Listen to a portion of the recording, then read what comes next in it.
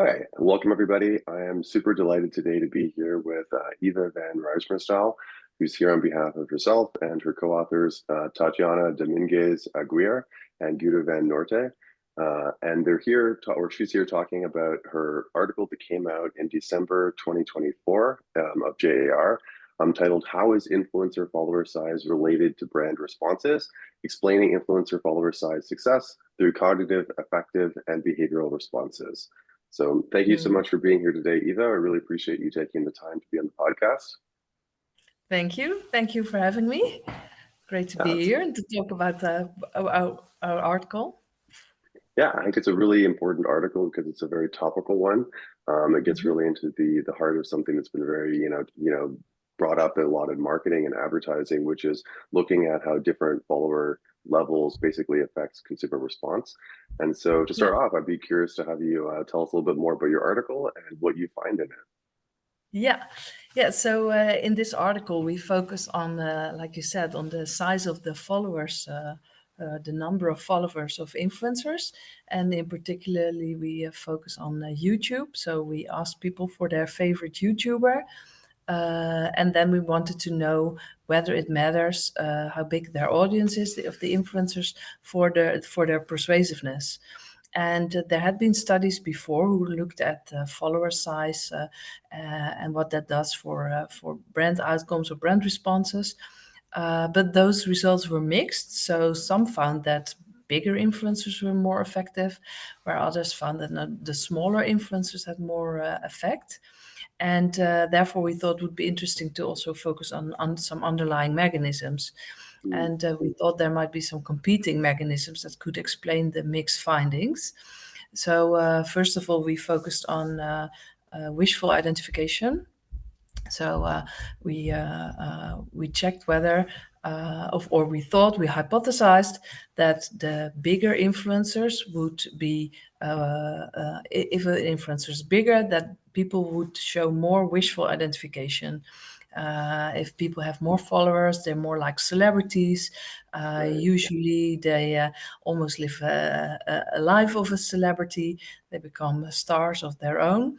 And we thought that might be an explanation why bigger influencers would be more successful in persuading people, because people want to also live that life. And how can you do that? Well, buy the products and do as the influencer do. Be like a Kardashian. Yeah, exactly. Yes. So, but we also, in the literature, we also saw that smaller influencers might be more credible. So the more followers you have, the more you get paid for posting for a brand, and it kind of becomes a business instead of a passion that you really talk about the product that you like.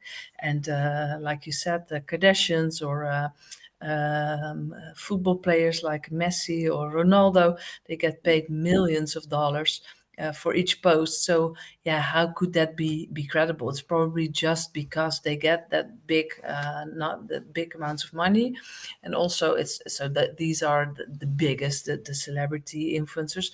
But yeah, based on the literature, we thought, well, the bigger their audience get, the more it kind of becomes a professional, just a way of making money. Which might make the sponsored post also less credible. So that could be an explanation why smaller influencers would be more effective or more persuasive. And there was another mechanism in the literature that was perceived similarity.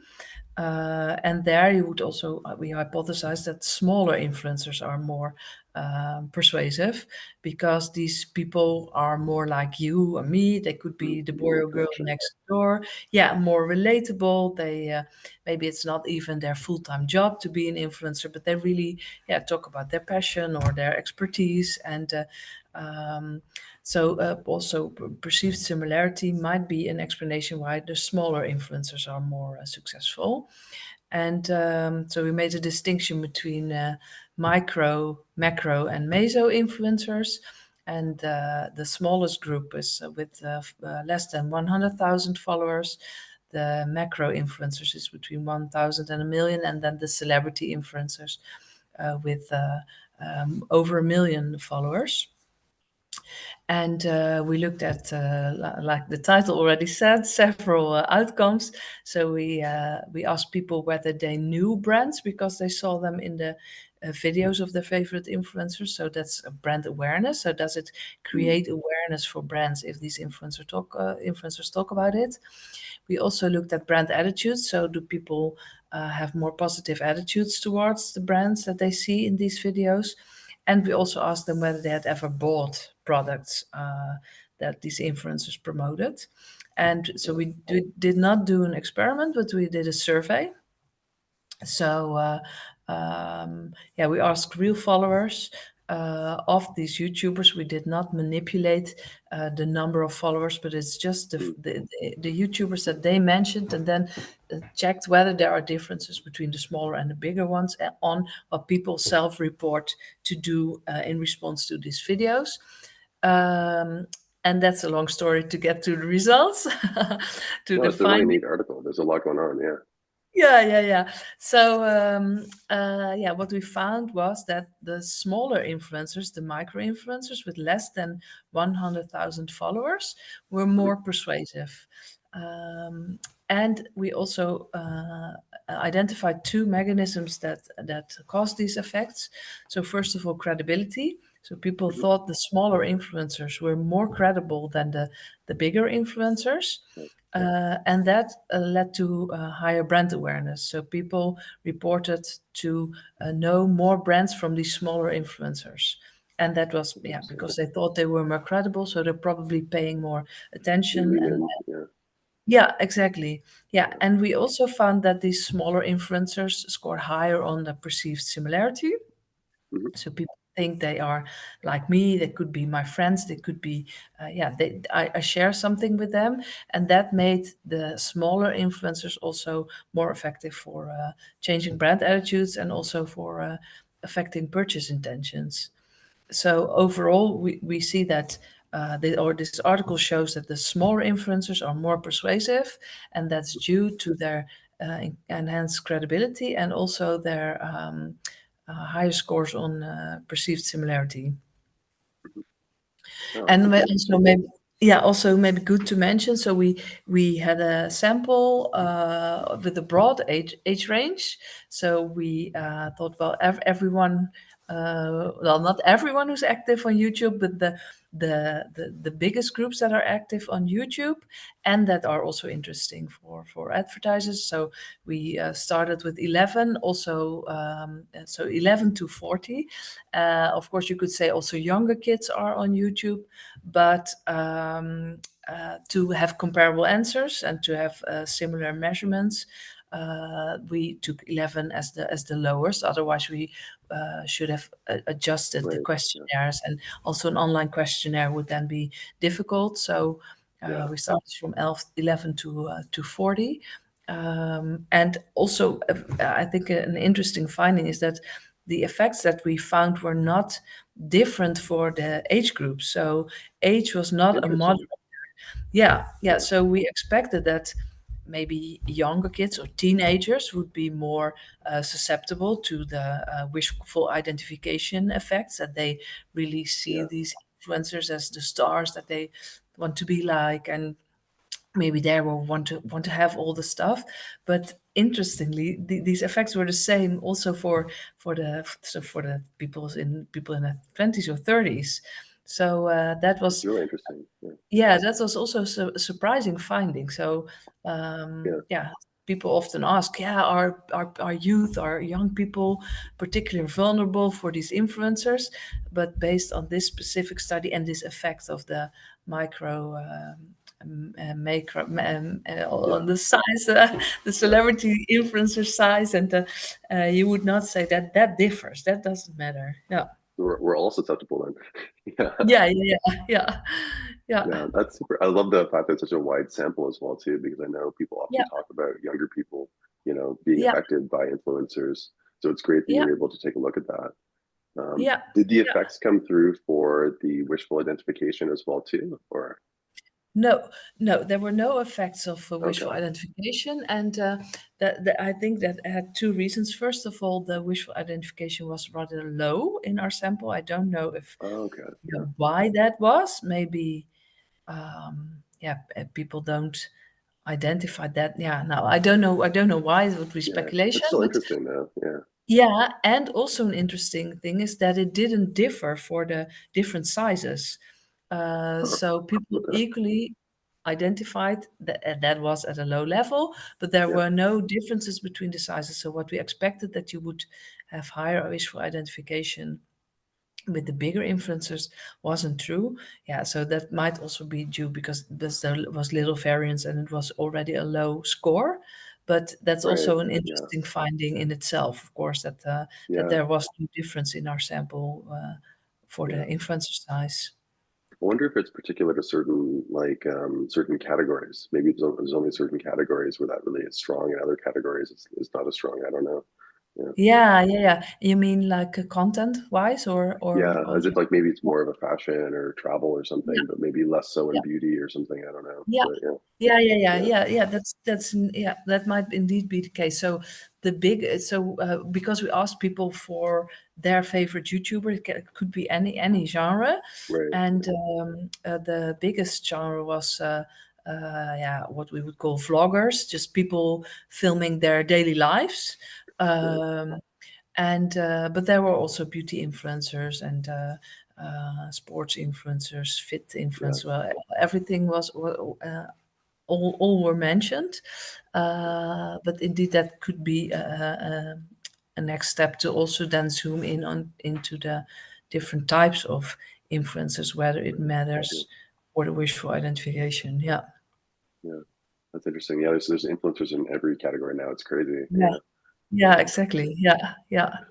So I'm curious then. So with the results that you found with the study, are the implications that marketers should be using smaller influencers? Should they be focusing on those? Is that what you would recommend based on your findings, or Yeah, yeah, yeah. So based on our findings, I would indeed recommend at least considering the smaller influencers. And I think when influencer marketing started out, the marketers and advertisers really wanted the big reach. yeah, Like, well, where can we reach, especially younger people? We have these big influencers. Let's get associated yeah, with these people, and we can reach all this entire target group that we have in mind at once with this big influencer. But I think already for a couple of years now the focus shifted, and I think advertisers already see that the engagement is also very important, and mm, that engagement might be higher with smaller influencers.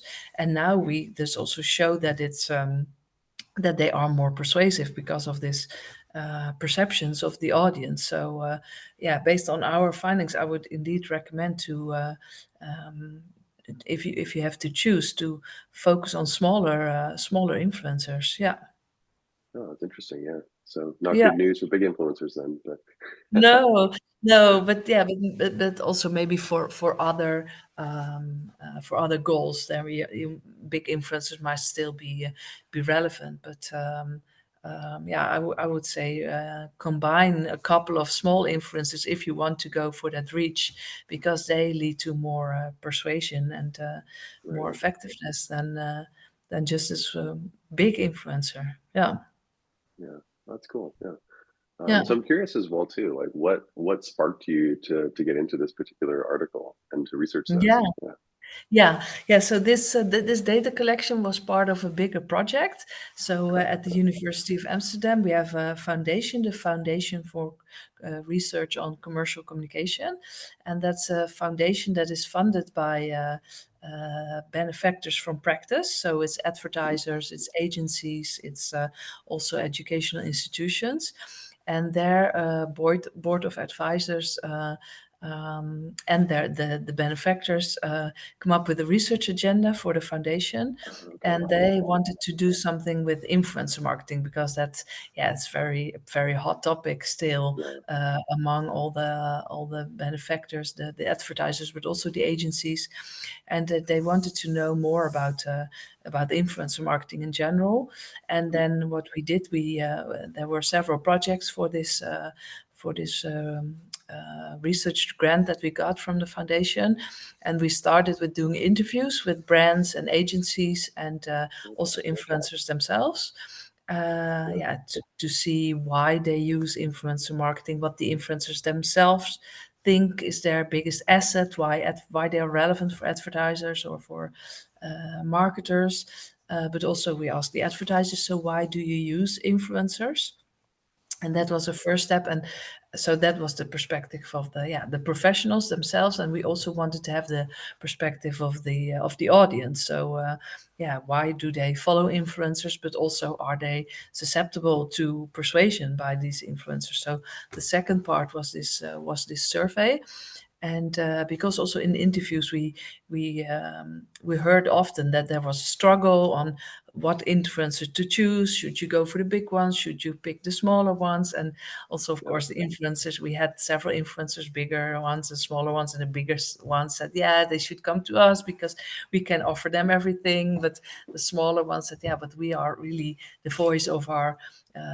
We can really relate to our audience and." Right. Have this closer connection and we have more interaction. And then we thought, well, that's then an excellent question to dig deeper into in the survey. So Yeah. then that was a second step of this project. So it was very well received also by the benefactors of the foundation. They were really interested in the results. And also still often when I get questions from journalists or from the media, they want to know these basic things that I can really answer based on this study. So in that sense, was very valuable. Yeah. That's awesome. Yeah. I didn't know you had the foundation there. That's Yeah, fantastic. yeah.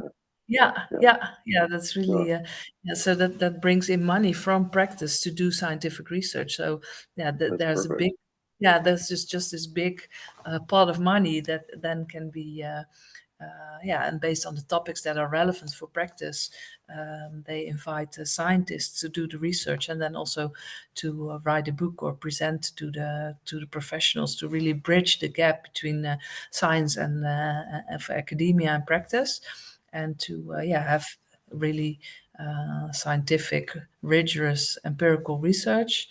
But that has an impact on practice. So also Yeah. very much related to what JR is doing, of course, Yeah. It's a great have fit. this to have this empirical, strong scientific research, but also the practical implications and the questions that you're answering have to be Yeah. relevant for practice. So Definitely. I it's agree yeah. 100%. Yeah. Yeah, so it's also really nice that this particular study got published in the Journal of Advertising Research to expand the exposure to professionals, not only in the Netherlands but also Right. worldwide. Yeah, so I was really happy that it got accepted there. It's a perfect Yeah. fit. We're delighted as well too. Yeah. And Yeah, I know you have a huge team as well too at in Amsterdam yeah, as well, and you're just a yeah, powerhouse for research on advertising. So it's yeah, fantastic. yeah, Yeah. yeah, yeah, Yeah. yeah, yeah, Okay, so the next question is always kind of a fun one, but I think often, especially for younger researchers, we often don't realize, at least I didn't when I was younger, the challenges that sometimes can occur with yeah, articles that we don't always see, right? Because it's often in the yeah, behind the scenes. So I'm curious, were there any? yeah. You don't have to have any, but I mean, were there any that you ran into at all while doing this study, or? Yeah, yeah, yeah, yeah. So the first challenge was to come up with a definition of the micro, macro, celebrity influencers. Because if you look in the literature, there are many different definitions. So, what is the exact cutoff point that you use? Right. Um, Yeah. so we were able to identify the most common used cutoff points, but of course you have to realize that these categorizations are also depending on the country that you're in. If you have a really big Oh, country, yeah. then you can have like 50 million followers, but 50 Right. million, there are not even 50 million people speaking Dutch in the world. Right. So you can never have that number of followers. And it also depends on platforms. So some more niche platforms have smaller audiences than others or newer platforms. That's So true. we Yeah. had, so that were all things that we have had to keep in mind, and that should then. So we wanted this definition based on the literature, but it also had to fit our data, what the people came up with the YouTubers that they followed. Yeah. That was also, of course, a consequence of having real influencers and real audiences instead of having a post and Yeah. then just put the 10,000 and the million on the post Yeah. just fictitiously. But that was a challenge, yeah, to do that right. And but it's also good to realize for other researchers who focus on this topic that it might be dependent on your context on or your Yeah. country, what cutoff points you should use to have a meaningful categorization.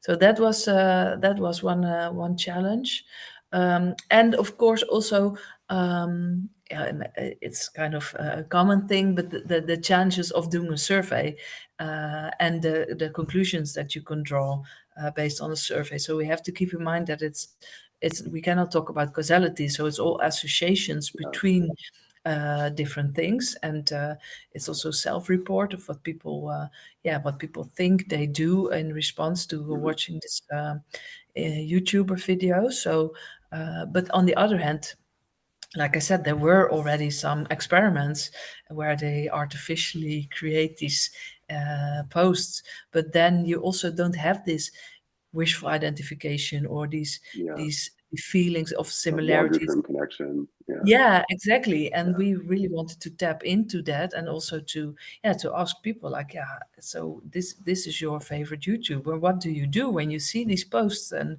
do you follow it? Do you know brands? Do you not? Here's this post, and what do you think right now? But the Yeah. more, yeah, long term, yeah, effectiveness of these kinds of posts, and. So we made a yeah, deliberate choice to do a survey, but then yeah, of course there you also have to realize that there are some challenges Yeah. with respect to the conclusions that you can draw, and also uh, yeah, the things that you can control. That's true. Yeah. I mean, there's pros and cons to all research, right? So I think it's always Yeah, better to get that triangulation across multiple different studies and things like that, right? yeah, Different yeah. articles, you know. Yeah, So, yeah, and then it's also, yeah, have a look at the literature and see what has been done, and um, yeah, there were mixed findings. So maybe they were also caused because it was just this one-time exposure and this direct right. measure. Yeah. So yeah, let's try and do it in a different way, and yeah, see what we find then. So but that's also, yeah, a shift. So I'm also more used to doing experiments, but then yeah, in this case we thought, well, a survey is actually very helpful and useful. But that, yeah, that's also was there were also challenges to that, yeah, to do it good, Yeah. yeah, No, that's true. yeah, That's awesome. Yeah, thank you for describing that. And yeah, final question is, where to next? I know you and your co-authors are, you know, very big on researching influencers. You've done a ton of yeah, tremendous work on that, great work on it. Any yeah. future ideas or areas that you would recommend people look into, or you think are interesting to look into to extend this Yeah. work? Or Yeah, yeah. So yeah, I was thinking about my own project, so maybe I can share for sure, some of yeah, the things that I'm working on, and so I'll, yeah, continue to do research on influencer marketing because there, yeah, yeah, the new challenges and questions keep popping up, and one of the things I'm working on now is to zoom in on more. Yeah, also vulnerable groups. So okay, some yeah, influencers do things that affect people in bad ways. So, for example, financial influencers, very interested mm, in seeing how they affect also younger people's financial decision making. oh, So, okay, yeah, on the one hand, you have these people who really say you have to do day trading and you can get rich very quick, but there are also influencers who just want to inform people on how to deal with money issues in a responsible way. mm, And I just collected data on how these influencers affect all kinds of financial decisions that young people make. So, wow, do these okay, influencers help them to save money or to act responsible with, and maybe to earn money in a way because they start selling their products on an online marketplace, for example, that they can do something that's good for the financial situation, or is it only risks and losses that are promoted or that Yeah. are caused by these financial influencers. So in this, I haven't analyzed the data yet, but we looked at the financial self-esteem of young people. Is that affected if they see these Okay. influencers doing all these things? Do they then become more insecure, for example? Do they get more financial stress, or do they feel empowered, and do they feel that they know more because of watching these influencers? So that's one of the things that I'm, That's interesting. Yeah. yeah, one of the things that I'm interested in. And also another thing is how influencers are promoting gambling online. So Oh, that's, okay. Interesting. yeah, Yeah, you got yeah, yeah. all the neat topics. Yeah. Yeah, exactly, exactly. Yeah. So together with Hilde Voorveld, you probably, yeah, you know her for sure. Yeah. Yeah, maybe others also know my colleague from the University of Amsterdam. We got a grant to study the effects of gambling advertising in the Netherlands, Cool. Yeah. because we are getting more and more regulations. And so we just did a cool study where we interviewed young people and also asked for their data. So we did a data donation study Oh, to cool. see Okay. what kind of gambling advertising they come across. And it's advertising in general, but also the influencers play a big role. So we heard that yeah, big people like Drake and others really strongly promote gambling online, Yeah. and that can potentially poses big risks for young people extra vulnerable for addiction, gambling addictions. Yeah. So we want to explore the role of, yeah, these influencers promoting either subtly or really prominently.